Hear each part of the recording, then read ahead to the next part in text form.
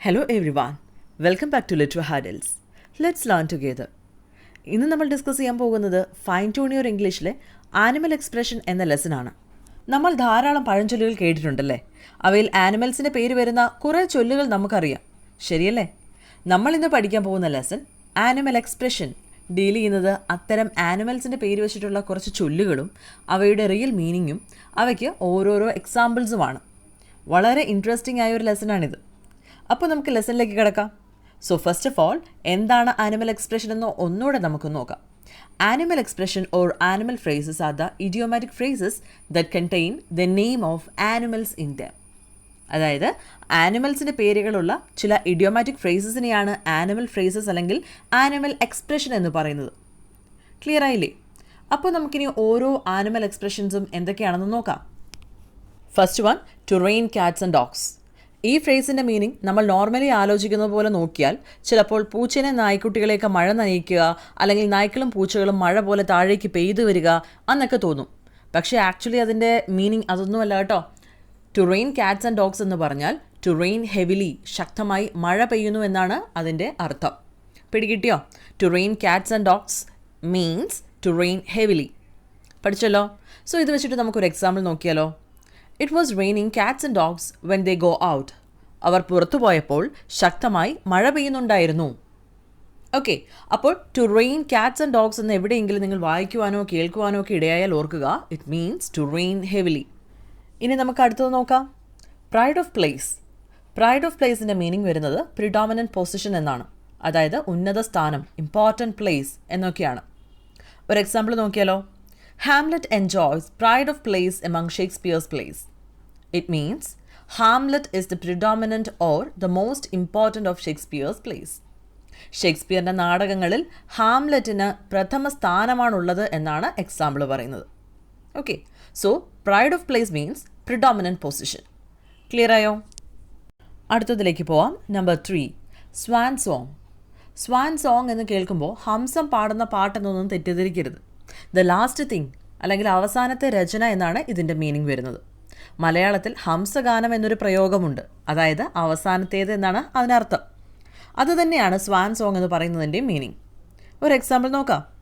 The Tempest is traditionally considered Shakespeare's swan song, which means it is the last thing Shakespeare did produced in public. ഷേക്സ്പിയറിൻ്റെ അവസാനത്തെ രചനയെ നമ്മൾ traditionally കരുതുന്നത് Tempest എന്ന ഡ്രാമയെയാണ്. അപ്പോൾ ഓർത്തിരിക്കുക, swan song means the last thing.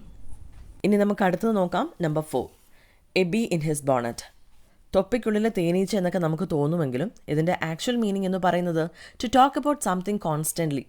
എന്തെങ്കിലും ഒരു കാര്യത്തെപ്പറ്റി എപ്പോഴും പറഞ്ഞുകൊണ്ടിരിക്കുക, അതിനെപ്പറ്റി തന്നെ ചിന്തിച്ചുകൊണ്ടിരിക്കുക എന്നൊക്കെയാണ് ഇതിൻ്റെ മീനിങ്. എക്സാമ്പിൾ നോക്കാം. Shakespeare was an ambitious man and to win fame as a dramatist was a bee in his bonnet. അതായത് ഷേക്സ്പിയർ ഒരു അംബീഷ്യസ് മാൻ ആയിരുന്നു. സക്സസ്ഫുള്ളായ ഒരു ഡ്രമാറ്റിസ്റ്റ് ആവുക എന്നതായിരുന്നു എപ്പോഴും അദ്ദേഹം ചിന്തിക്കുകയും പറയുകയും ഒക്കെ ചെയ്തിരുന്നത്. അപ്പോൾ നമ്മൾ എന്തെങ്കിലും ഒരു കാര്യത്തിൽ ഒബ്സസ്ഡ് ആയിട്ടുണ്ടെങ്കിൽ അതിനെക്കുറിച്ച് തന്നെ ചിന്തിക്കുകയും പറയുകയും ഒക്കെ ചെയ്യുന്നത് സ്വാഭാവികമാണല്ലേ. അങ്ങനെ കോൺസ്റ്റൻ്റ്ലി നമ്മൾ അത്തരം കാര്യങ്ങളെപ്പറ്റി ആലോചിക്കുകയും പറയുകയും ഒക്കെ ചെയ്യുന്നതിനെ a bee in his bonnet എന്ന് പറയുന്നു. ക്ലിയർ ആയോ? A bee in his bonnet means to talk about something constantly. ഇനി നമുക്ക് അടുത്തതിലേക്ക് പോവാം. Number 5, a cat on hot bricks. ഒരു പൂച്ചയെ ചൂടുള്ള ബ്രിക്സിൻ്റെ മേലേക്ക് പിടിച്ചു വെച്ചാൽ എന്താ സംഭവിക്കുക? കാല് പൊള്ളും, അതോടൊപ്പം തന്നെ അത് വല്ലാണ്ട് നെർവസ് ആവും അല്ലേ. അതുതന്നെയാണ് ഇവിടെ മീനിങ്, വെരി നെർവസ്. ഒരു എക്സാമ്പിൾ നോക്കിയാലോ. In the strange world of London Shakespeare felt like a cat on hot bricks. തൻ്റെ സ്വദേശത്ത് നിന്ന് ലണ്ടനിലേക്ക് എത്തിയ ഷേക്സ്പിയറിൻ്റെ മാനസികാവസ്ഥ എന്ന് പറയുന്നത് a cat on hot bricks പോലെയായിരുന്നു. അതായത് പരിചയമില്ലാത്ത നാട്ടിലെത്തിയാൽ ഒരു പേടി ഉണ്ടാവുന്നത് സ്വാഭാവികമാണല്ലേ. So a cat on hot bricks എന്ന് പറയുന്നത് വെരി നെർവസ് എന്നാണ് മീൻ ചെയ്യുന്നത്. ക്ലിയർ ആയോ? അടുത്തത് number 6, dog eat dog situation. ഇവിടെ കൊടുത്തിരിക്കുന്ന പിക്ചർ പോലെ ഒരു നായ മറ്റൊരു നായയെ തിന്നുന്ന സിറ്റുവേഷൻ എന്ന് ചിലപ്പോൾ നമുക്ക് തോന്നാം. പക്ഷെ അതല്ല കേട്ടോ കാര്യം. ഡോഗ് ഈറ്റ് ഡോഗ് സിറ്റുവേഷൻ മീൻ ചെയ്യുന്നത് സിറ്റുവേഷൻ ഓഫ് ഫിയേഴ്സ് കോമ്പറ്റീഷൻ എന്നാണ്. ഒരു എക്സാമ്പിൾ നോക്കാം. Only the fittest could survive in the cities, and Shakespeare found himself in a dog-eat-dog situation. Shakespeare ലണ്ടനിലെത്തിയപ്പോഴോ അവിടെ സർവൈവ് ചെയ്യണമെങ്കിൽ അത്രയും ഫിറ്റസ്റ്റ് ആയവർക്ക് മാത്രമേ സാധിക്കുമായിരുന്നുള്ളൂ. സോ ഹെവി കോമ്പറ്റീഷനാണ് തനിക്ക് ചുറ്റുമെന്നാണ് ഷേക്സ്പിയർ കണ്ടെത്തിയത്. അല്ലാതെ ഒരിക്കലും നായയെ തിന്നുന്ന സിറ്റുവേഷൻ എന്നതിന് അർത്ഥമില്ല കേട്ടോ. Dog eat dog situation means situation of tight competition. അടുത്തത് number 7, to lead a dog's life. അതും ഡോഗുമായിട്ട് റിലേറ്റ് ചെയ്തൊന്നു തന്നെ അല്ലേ. ഇതിൻ്റെ മീനിങ് വരുന്നത് an unhappy existence full of problems or unfair treatment എന്നാണ്. ഒരു എക്സാമ്പിൾ നോക്കാം. Life was hard there. During the first few months he came to know what it was like to lead a dog's life. ഒരു ഡോഗിൻ്റെ life എന്ന് പറയുന്നത് ആകെ പ്രോബ്ലംസും unfair ട്രീറ്റ്മെൻറ്റ്സും ഒക്കെ കൂടി ഒന്നായിരിക്കും അല്ലേ. ഇവിടെ പറയുന്നത് തെരുവ് നായയുടെ കാര്യമാണ് കേട്ടോ. അപ്പോൾ എക്സാമ്പിളിൽ പറയുന്നത് ഷേക്സ്പിയർ ലണ്ടനിലെത്തിയിട്ട് കുറച്ച് മാസങ്ങൾക്കുള്ളിൽ തന്നെ ആകെ പ്രോബ്ലംസും അൺഫെയർ ട്രീറ്റ്മെൻറ്റ്സും ഒക്കെ നേരിടേണ്ടി വന്നിരുന്നു. അക്ഷരാർത്ഥത്തിൽ to lead a dog's life എന്നാൽ എന്താണെന്ന് നന്നായി അദ്ദേഹത്തിന് മനസ്സിലാക്കാൻ സാധിച്ചു എന്നാണ് ഇവിടെ പറയുന്നത്. ക്ലിയർ ആയോ? To lead a dog's life എന്ന് പറഞ്ഞാൽ an unhappy existence full of problems or unfair treatment. Number 8 നോക്കാം. At a snail pace. ഇതിൻ്റെ മീനിങ് വരുന്നത് very slowly or sluggish speed എന്നാണ്. സ്നെയിൽ അല്ലെങ്കിൽ ഒച്ച്, ഈ പേര് കേട്ടാൽ പിന്നെ കൂടുതൽ ആശയക്കുഴപ്പത്തിൻ്റെ ഒന്നും ആവശ്യമേ ഇല്ല അല്ലേ. സ്ലോലി ഒക്കെ ആയിരിക്കും ഉദ്ദേശിക്കുന്നത്. എക്സാമ്പിൾ നോക്കാം. Fortune of home he speaks in all his place was coming to him at a snail pace. അതായത് ഭാഗ്യം, നേട്ടം തുടങ്ങിയ കാര്യങ്ങളെക്കുറിച്ചൊക്കെ ഷേക്സ്പിയറിൻ്റെ എല്ലാ നാടകങ്ങളിലും അദ്ദേഹം പറയാറുണ്ട്. എന്നാൽ സ്വന്തം ജീവിതത്തിലേക്ക് അവ വന്നത് ഒച്ചിഴയുന്നത് പോലെ പതിയെ ആയിരുന്നു എന്നാണ് എക്സാമ്പിൾ പറയുന്നത്. ക്ലിയർ ആയോ? At a snail pace means very slowly or sluggish speed. Okay, ഇനി നമുക്ക് നമ്പർ 9 നോക്കാം. To keep the wolf away from the door. ഇതിൻ്റെ meaning have enough money to avoid hunger or starvation. വിശപ്പും ദാഹവും ഒക്കെ ശമിപ്പിക്കാൻ ആവശ്യത്തിന് കാശുണ്ടാവുക എന്നാണ് മീനിങ്. അപ്പോൾ നമുക്ക് എക്സാമ്പിൾ നോക്കാം. The situation improved slowly and with the money he got from refurbishing old place and become possible for him to keep the wolf away from the door. ഷേക്സ്പിയറിൻ്റെ examples ആണല്ലോ നമ്മൾ പറഞ്ഞുകൊണ്ടിരിക്കുന്നത്. ലണ്ടനിലെത്തി ആദ്യം കുറച്ച് നാൾ അലഞ്ഞു തിരിഞ്ഞൊക്കെ നടന്നുവെങ്കിലും മെല്ലെ കാര്യങ്ങൾ കുറച്ച് ഭേദപ്പെട്ടു തുടങ്ങി. പഴയ പല നാടകങ്ങളും പുനർനിർമ്മിച്ചുകൊണ്ട് അദ്ദേഹം അത്യാവശ്യത്തിന് കുറച്ച് കാശുകളൊക്കെ സമ്പാദിക്കാൻ തുടങ്ങി. അങ്ങനെ പട്ടിണിയും ദാരിദ്ര്യവും ഒക്കെ ശമിപ്പിക്കുവാനായി എന്നാണ് എക്സാമ്പിൾ പറയുന്നത്. To keep wolf away from the door എന്ന് പറഞ്ഞാൽ having enough money to avoid hunger or starvation എന്നാണ് മീനിങ്. ഓക്കെ, നമുക്കിനി നമ്പർ 10 നോക്കാം. Play ducks and drakes, which means to behave recklessly to idly squander one's wealth. ഒരു നിയന്ത്രണവുമില്ലാതെ അശ്രദ്ധമായി കാശ് ചിലവാക്കി കളയുന്നതിനെയാണ് പ്ലേ ഡക്സ് ആൻഡ് ഡ്രേക്സ് എന്ന് പറയുന്നത്. എക്സാമ്പിൾ നോക്കാം. Shakespeare was very careful with his money and he was not like the person who would play ducks and drakes with his money. Shakespeare കാശ് ചിലവാക്കുന്ന കാര്യത്തിൽ അത്യധികം ശ്രദ്ധയുള്ള ആളായിരുന്നു. ഒരു നിയന്ത്രണവുമില്ലാതെ അശ്രദ്ധമായി കാശ് ചിലവാക്കുന്ന തരത്തിലുള്ള ഒരാളെ ആയിരുന്നില്ല അദ്ദേഹം എന്നാണ് എക്സാമ്പിൾ പറയുന്നത്. ആക്ച്വലി ഡക്സ് ആൻഡ് ഡ്രേക്സ് എന്ന് പറയുന്നത് എന്തിനാണെന്നറിയാമോ? നമ്മൾ പുഴയോരത്തൊക്കെ പോയിരിക്കുമ്പോൾ വെള്ളത്തിലേക്ക് ചെറിയ കല്ലുകളൊക്കെ പെറുക്കി എറിഞ്ഞ് കളിക്കാറില്ലേ, അത് തന്നെ. അപ്പോൾ play ducks and drakes means to behave recklessly to idly squander one's wealth. Clear? നമുക്ക് നമ്പർ 11 നോക്കാം. Put the cart before the horse, which means something is done opposite to a conventional or culturally expected order or relationship. ചില കാര്യങ്ങൾ ചെയ്യുന്നതിന് സ്ഥിരമായ ഒരു രീതിയുണ്ടല്ലേ, അതിനെതിരെ പ്രവർത്തിക്കുന്നതിനെയാണ് put the cart before the horse എന്ന് പറയുന്നത്. ഈ കൊടുത്തിരിക്കുന്ന പിക്ചർ തന്നെ നോക്കിക്കേ. സാധാരണയായി കുതിരയ്ക്ക് വണ്ടി വലിക്കാനായിട്ട് വണ്ടി കുതിരയുടെ പിന്നിലല്ല കെട്ടേണ്ടത്. അതിന് പകരം കുതിരയുടെ മുന്നിൽ കെട്ടിയാൽ എങ്ങനെ ഉണ്ടാവും? ഒരു പ്രയോജനവുമില്ല, ശരിയല്ലേ? അപ്പോൾ നമുക്ക് എക്സാമ്പിൾ നോക്കാം. Some people believe that Shakespeare left London because he lost out to the new dramatist. But this argument is like putting a cart before the horse. Example പറയുന്നത് എന്താണെന്ന് വെച്ചാൽ, ചില ആളുകൾ വിശ്വസിച്ചിരുന്നത് പുതിയ ചില ഡ്രമാറ്റിസ്റ്റുകളുടെ കടന്നുവരവാണ് ഷേക്സ്പിയർ ലണ്ടനിൽ നിന്ന് തിരിച്ചു പോകാൻ കാരണമെന്ന്. പക്ഷേ ഈ ആർഗ്യുമെൻ്റ് എന്ന് പറയുന്നത് putting a cart before the horse പോലെയാണ്. അതായത് വെറുതെ ഒരു പ്രയോജനവുമില്ലാതെ പറയുന്നതാണ്. അപ്പോൾ putting the cart before the horse എന്ന് വെച്ചാൽ something is done opposite to a conventional or culturally expected order or relationship. ഇനി നമുക്ക് നമ്പർ 12 നോക്കാം. The cow comes home, meaning for a very long time. ഇങ്ങനെ പറയാൻ കാരണം എന്താണെന്ന് വെച്ചാൽ, പണ്ടൊക്കെ പശുക്കളെ രാവിലെ തന്നെ മേയാൻ വിട്ടാൽ അത് തിരികെ വീട്ടിലേക്ക് എത്തുന്നത് ഒരു നേരം ആകുമ്പോഴായിരിക്കും, മിക്കവാറും വൈകുന്നേരമൊക്കെ ആകുമ്പോഴത്തേക്ക് അല്ലേ, കുറേ നേരം കഴിഞ്ഞിട്ട്. അതാണ് ഇവിടെ കൗ കംസ് ഹോം എന്ന് അർത്ഥമാക്കുന്നത്. ഓക്കെ, അപ്പോൾ നമുക്ക് എക്സാമ്പിൾ നോക്കാം. There are Baconians, that is to say, those who believe that Shakespeare's plays were actually written by Francis Bacon. I tell them, you can talk on and on till the cow comes home, but you won't convince me. കുറച്ച് ബെക്കോണിയൻസ് ഉണ്ട്. അവർ പറയുന്നത് എന്തെന്നാൽ ഷേക്സ്പിയറിൻ്റെ നാടകങ്ങൾ actually എഴുതിയത് Francis bacon എന്ന എഴുത്തുകാരനാണെന്നാണ്.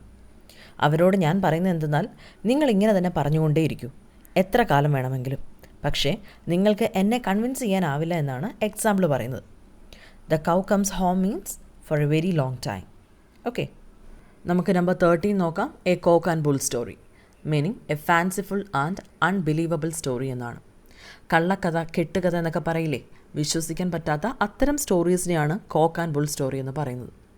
Number 12 the cow comes ഹോമിൽ പറഞ്ഞ example ചേർത്തുകൊണ്ട് തന്നെ കോക്ക് ആൻഡ് ബുൾ സ്റ്റോറിക്ക് എക്സാമ്പിൾ നോക്കാം.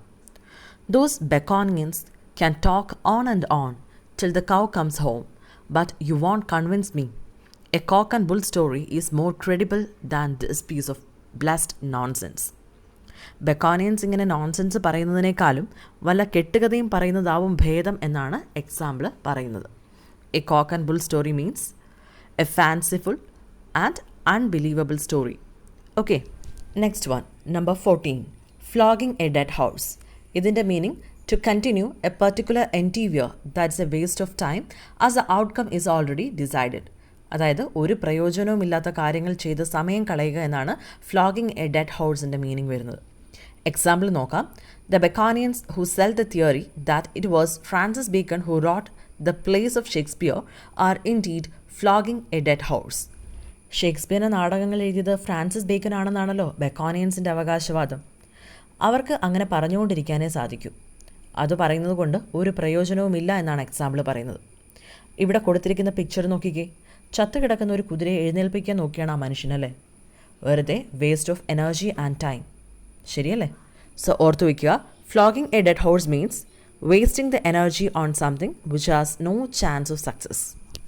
ഇനി അടുത്തത് number 15, to go the whole hog means to do something completely or thoroughly. ഒരു കാര്യം ഭംഗിയായി പൂർത്തീകരിക്കുക എന്നതാണ് to go the whole hog എന്നത് മീൻ ചെയ്യുന്നത്. എക്സാമ്പിൾ നോക്കാം. Shakespeare wrote his first chronicle play in 1592, then decided to go the whole hog, and then wrote the other history plays to cover the whole British history. 1592 Shakespeare അദ്ദേഹത്തിൻ്റെ first chronicle play എഴുതി. പിന്നെ ഒരു കാര്യം കംപ്ലീറ്റായി നിർവഹിക്കാൻ തീരുമാനിച്ചു. എന്തായിരുന്നു എന്നോ? ബ്രിട്ടൻ്റെ ചരിത്രം കംപ്ലീറ്റായും കവർ ചെയ്തുകൊണ്ട് മറ്റ് ഹിസ്റ്ററി പ്ലേസ് എഴുതി. അപ്പോൾ ഇവിടെ ബ്രിട്ടൻ്റെ ഹിസ്റ്ററി മുഴുവൻ ഭംഗിയായി എഴുതി പൂർത്തീകരിച്ചു എന്ന അർത്ഥത്തിലാണ് to go the whole hog എന്ന് യൂസ് ചെയ്തിരിക്കുന്നത്. To go the whole hog means to do something completely or thoroughly. ഇനി നമുക്ക് അടുത്തതിലേക്ക് പോവാം. Number 16, on the horns of a dilemma means unable to choose between two alternatives because both are difficult and unpleasant. നമ്മുടെ മുമ്പിൽ 2 options ഉണ്ടാവും. രണ്ടും വിഷമമുള്ള കാര്യമായിരിക്കും. അതിൽ നിന്ന് ഏതെങ്കിലും ഒരു ഓപ്ഷൻ മാത്രം തിരഞ്ഞെടുക്കുകയും വേണം. അങ്ങനെ ഒരു ധർമ്മസങ്കടത്തിൽ നിൽക്കുന്ന അവസ്ഥയെ എക്സ്പ്രസ് ചെയ്യുന്നതാണ് on the horns of a dilemma എന്ന് പറയുന്നത്. എക്സാമ്പിൾ നോക്കാം. Shakespeare's Hamlet presents a prince of Denmark on the horns of a dilemma as to whether he should kill his uncle or take his own life. ഷേക്സ്പിയറിൻ്റെ വിശ്വവിഖ്യാതമായ ഡ്രാമയാണ് Hamlet. Prince of Denmark ആയിരുന്നു Hamlet. തൻ്റെ അച്ഛനെ കൊന്നത് തൻ്റെ അങ്കിളാണെന്ന് മനസ്സിലാക്കിയ Hamlet ആകെ ധർമ്മസങ്കടത്തിലാകുന്നു. ഒന്നെങ്കിൽ അങ്കിളിനെ കൊല്ലണം, അല്ലെങ്കിൽ തൻ്റെ ജീവിതം അവസാനിപ്പിക്കണം. ഇവിടെ ഏത് തിരഞ്ഞെടുക്കണമെന്ന ധർമ്മസങ്കടത്തിലാണ് Hamlet. So on the horns of a dilemma എന്ന് പറയുന്നത് unable to choose between 2 alternatives, both of which are painful. Next one നമുക്ക് നോക്കാം. Number 17, adding another feather to his cap meaning an achievement that you can be proud of. ഇത് നമ്മളെല്ലാവരും കേട്ടിട്ടുള്ളതും കേൾക്കുന്നതുമൊക്കെയാണ്. ആ തൊപ്പിയിലേക്ക് ഒരു പൊൻതൂവൽ കൂടി എന്നൊക്കെ ചില അച്ചീവ്മെൻറ്റ്സിനെ കുറിച്ച് പറയാറില്ലേ, അത് തന്നെ സംഭവം. എക്സാമ്പിൾ നോക്കാം. Shakespeare's tragic play Macbeth opens by Macbeth adding another feather to his cap by winning the battle against rebels. ഷേക്സ്പിയറിൻ്റെ മറ്റൊരു ഫേമസ് ഡ്രാമയാണ് Macbeth.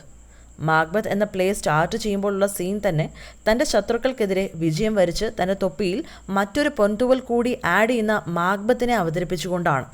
Add another feather to the cap എന്ന് പറഞ്ഞാൽ an achievement that you can be proud of എന്നാണ്. Clear? ഇനി അടുത്തത് number 18.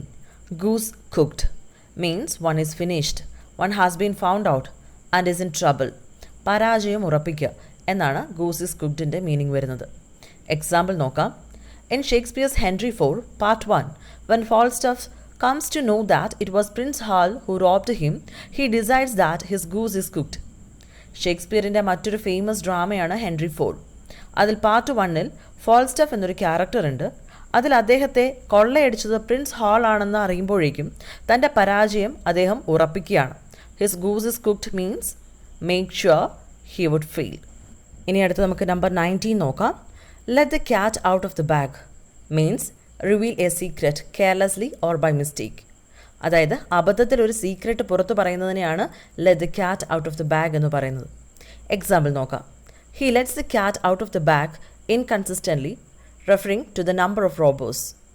എത്ര കൊള്ളക്കാരുണ്ടായിരുന്നു എന്ന് പരസ്പര വിരുദ്ധമായി സംസാരിക്കുന്നതിനിടയിൽ അബദ്ധത്തിൽ അയാൾ പറഞ്ഞുപോയി എന്നാണ് എക്സാമ്പിൾ പറയുന്നത്.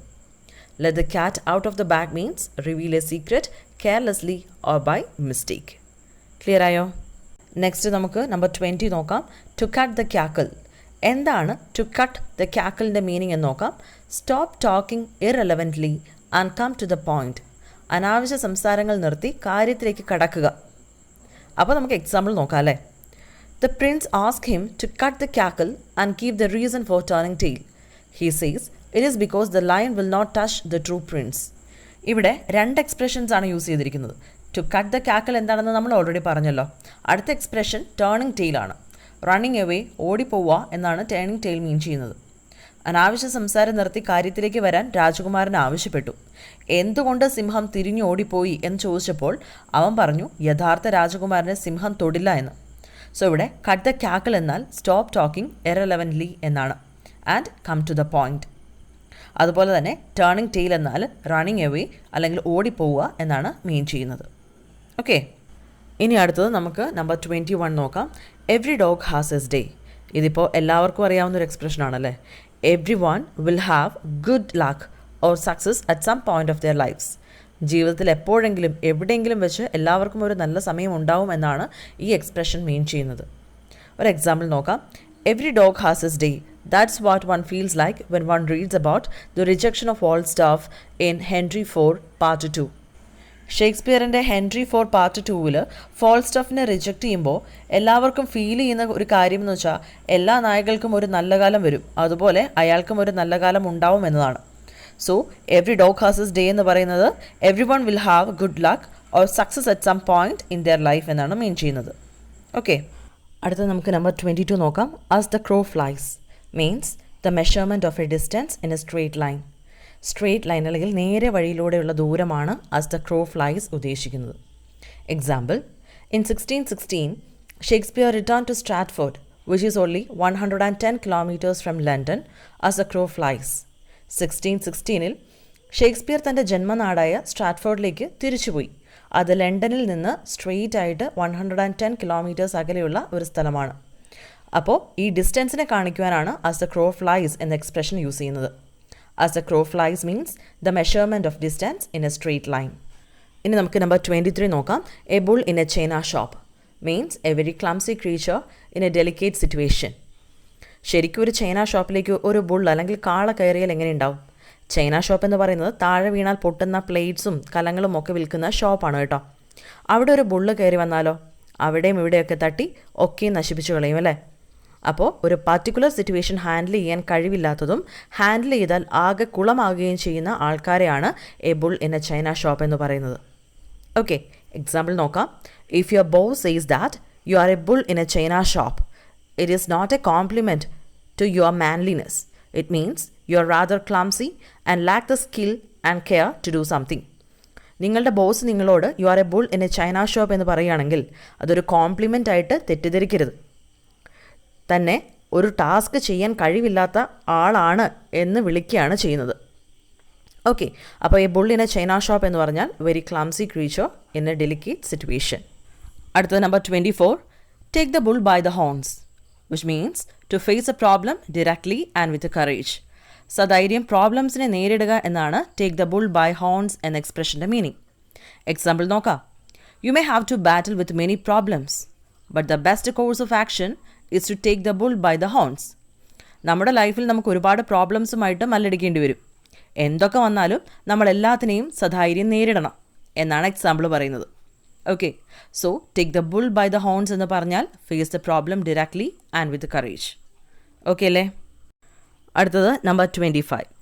Count one's chicken before they hatch. ഇത് നമ്മൾ കേട്ടിട്ടുള്ളതാണല്ലേ. മുട്ട വിരിയും മുമ്പേ എത്ര കോഴിക്കുഞ്ഞുങ്ങൾ ഉണ്ടാവുമെന്ന് കൗണ്ട് ചെയ്യരുത് എന്നൊക്കെ പറയാറില്ലേ. എന്ന് വെച്ചാൽ ഒരു കാര്യത്തിലും ടു മച്ച് കോൺഫിഡൻ്റ് ആവാൻ പാടില്ല എന്നാണ് ഉദ്ദേശിക്കുന്നത്. One should not be too confident. Example നോക്കാം. One should have a lot of optimism but one should not count one's chicken before they are hatched. ചിലപ്പോൾ നമുക്ക് ചില കാര്യങ്ങളിൽ നല്ല ശുഭാപ്തി വിശ്വാസമുണ്ടാവും. എന്നാൽ അതിൻ്റെ ഔട്ട്കം അല്ലെങ്കിൽ റിസൾട്ട് വരുന്നത് വരെ ഓവർ കോൺഫിഡൻസ് കാണിക്കരുത്. ചിലപ്പോൾ എത്ര ശുഭാപ്തി വിശ്വാസമുണ്ടെങ്കിലും നമ്മൾ പ്രതീക്ഷിക്കുന്നതിന് ഓപ്പോസിറ്റായിട്ടും കാര്യങ്ങൾ സംഭവിച്ചേക്കാം അല്ലേ.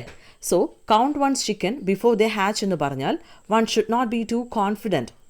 ക്ലിയർ ആയല്ലോ? നമ്പർ 26 നോക്കാം.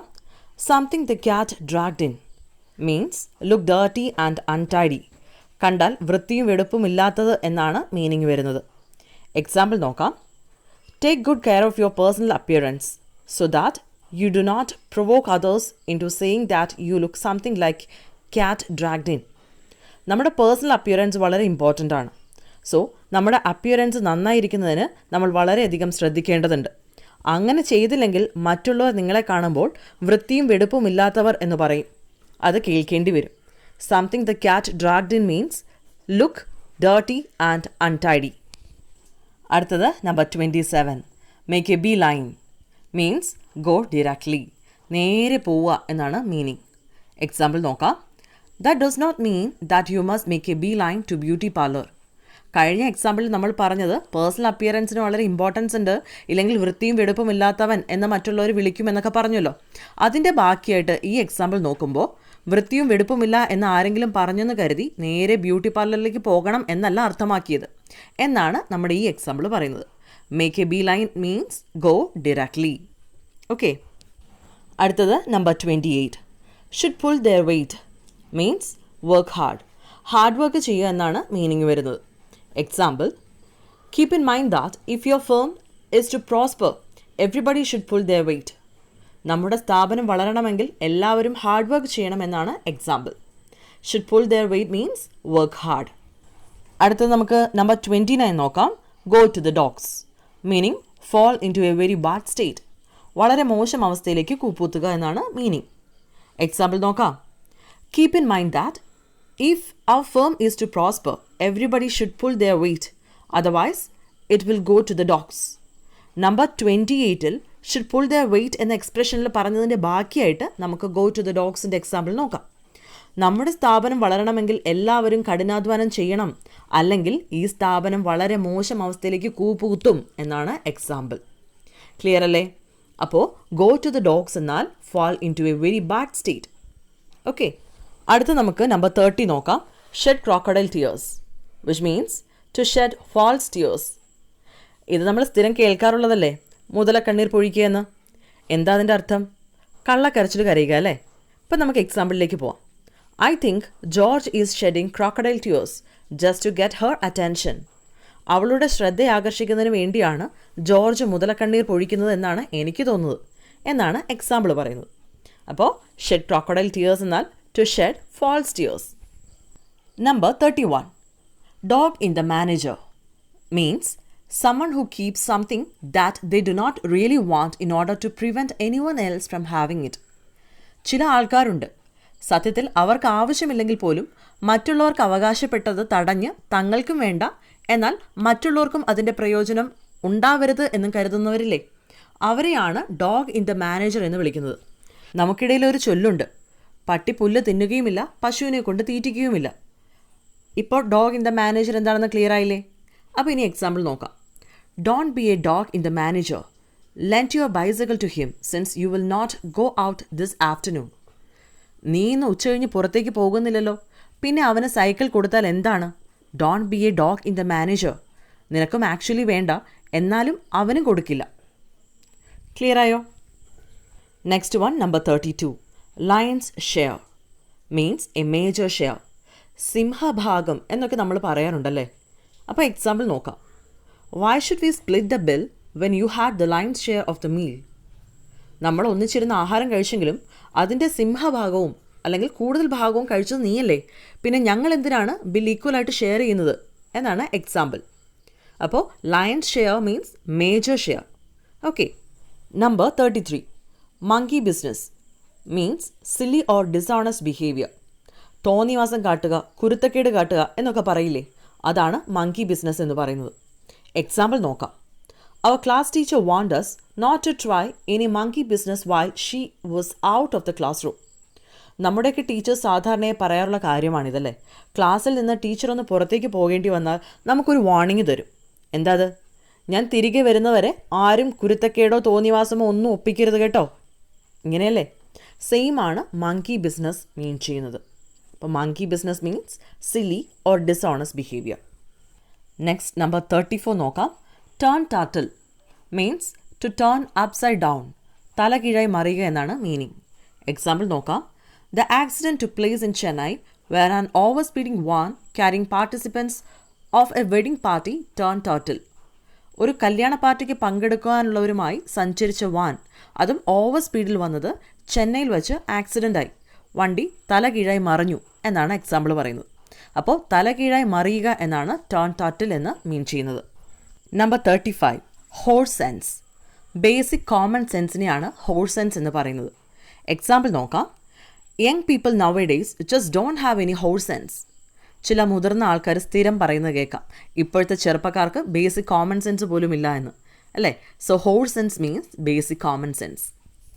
ഇനി നമുക്ക് ലാസ്റ്റ് വൺ നോക്കാം. Number 36, to smell a rat means to have a feeling that something bad is going to happen. എന്തോ പന്തികേട് മണക്കുക, മോശം കാര്യം അല്ലെങ്കിൽ അനിഷ്ട സംഭവം നടക്കാൻ പോകുന്നത് പോലെ എന്നൊക്കെ പറയാറില്ലേ, അതിനെയാണ് ടു സ്മെൽ എ റാറ്റ് എന്ന് പറയുന്നത്. Example. She smelt a rat when she found him to the office where he was suppose to be working late and he was in there. ഓഫീസിൽ വളരെ ലേറ്റായും ജോലി ചെയ്യുകയായിരിക്കുമെന്ന് കരുതി അവൾ അവനെ ഫോണിൽ വിളിച്ചപ്പോൾ അവൻ അവിടെ ഇല്ല എന്നറിഞ്ഞു. അവൾക്ക് എന്തോ പന്തികേട് മണത്തു എന്നാണ് example. To smell a rat means to have a feeling that something bad is going to happen. Animal expression എന്ന ഈ ലെസൻ്റെ ഡിസ്കഷൻ ഇവിടെ പൂർണ്ണമാവുന്നു. നിങ്ങൾക്ക് ഈ വീഡിയോ ഇഷ്ടപ്പെട്ടുവെങ്കിൽ തീർച്ചയായും ലൈക്ക് ചെയ്യുക. സബ്സ്ക്രൈബ് ചെയ്യാത്തവരുണ്ടെങ്കിൽ തീർച്ചയായും ചാനൽ സബ്സ്ക്രൈബ് ചെയ്യുക.